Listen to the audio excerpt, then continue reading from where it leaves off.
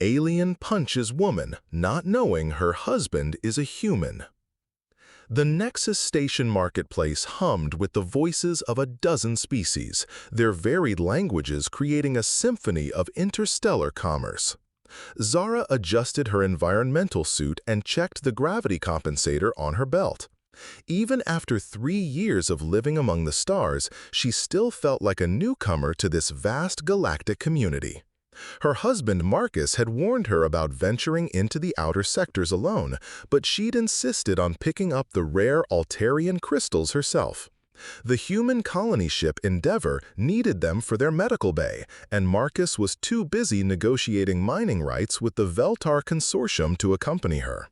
She approached the crystal vendor's stall, where a hulking Coraxian, easily 8 feet tall with chitinous armor plating, was examining the merchandise. The insectoid alien's 4 arms moved with mechanical precision as he inspected each crystal, his compound eyes glittering under the station's artificial lighting. "Excuse me," Zara said politely, waiting for her turn. "I'm interested in purchasing some Grade A healing crystals." The Coraxian's head swiveled toward her with an audible click. His mandibles twitched in what she'd learned was equivalent to a sneer among his species. "Soft flesh should wait," he chittered in broken galactic standard. "Important business first." Zara's jaw tightened, but she maintained her composure. Humans had only recently joined the Galactic Council, and she knew that many species still viewed them as primitive newcomers. "I understand you were here first, but I've been waiting for 20 minutes. The vendor, a nervous Pilaxian with translucent skin, looked between them anxiously. "Perhaps we can accommodate both customers?" "No," the Coraxian interrupted, his voice rising to a harsh buzz. "Weak mammals learn patience or learn consequence." Before Zara could respond, the alien's lower right arm swept out in a backhanded strike that sent her stumbling into a nearby support beam. Pain exploded across her cheek, and she tasted blood. The marketplace around them fell silent as dozens of alien eyes turned to witness the confrontation. The Coraxian clicked his mandibles in satisfaction. Now soft flesh learns place in hierarchy. What the alien didn't know, what none of them knew, was that Zara's husband Marcus was no ordinary human. He was formerly Staff Sergeant Marcus Chen, 2nd Battalion, Human Colonial Marines. He'd served 3 tours in the Outer Rim conflicts before humanity had even made first contact. And at that moment, he was walking through the marketplace's main entrance, having finished his negotiations early. Marcus saw his wife picking herself up from the ground, blood trickling from her split lip. He saw the smug Coraxian looming over her.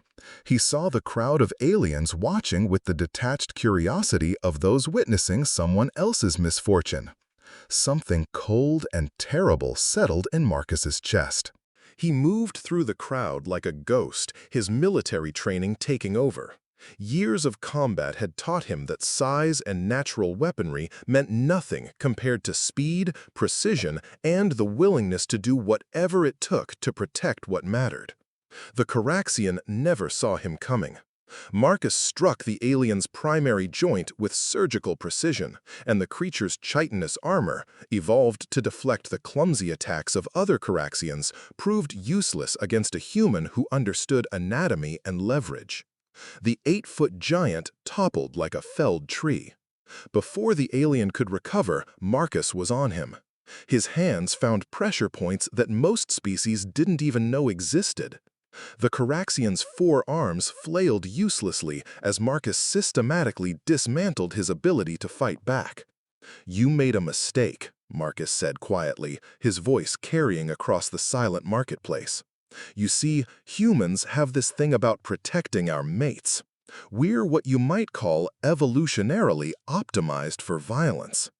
The Coraxian tried to speak, but Marcus applied pressure to a nerve cluster that made speech impossible. "My wife is a zoobiologist," Marcus continued conversationally. "She's dedicated her life to understanding and helping other species. She's never hurt anyone." "But you?" He leaned closer. "You just hurt the most important thing in my universe." Station security arrived to find the Caraxian unconscious but breathing, and Marcus calmly helping his wife to the medical bay. The crystal vendor quietly slipped Zara the healing stones she'd wanted, refusing payment. Word spread quickly through the station. Humans might look soft, but they were absolutely not to be trifled with, especially when it came to their families. As they walked away, Zara squeezed her husband's hand. "Thank you," she whispered. Marcus squeezed back. "Always," he replied. "That's what we do."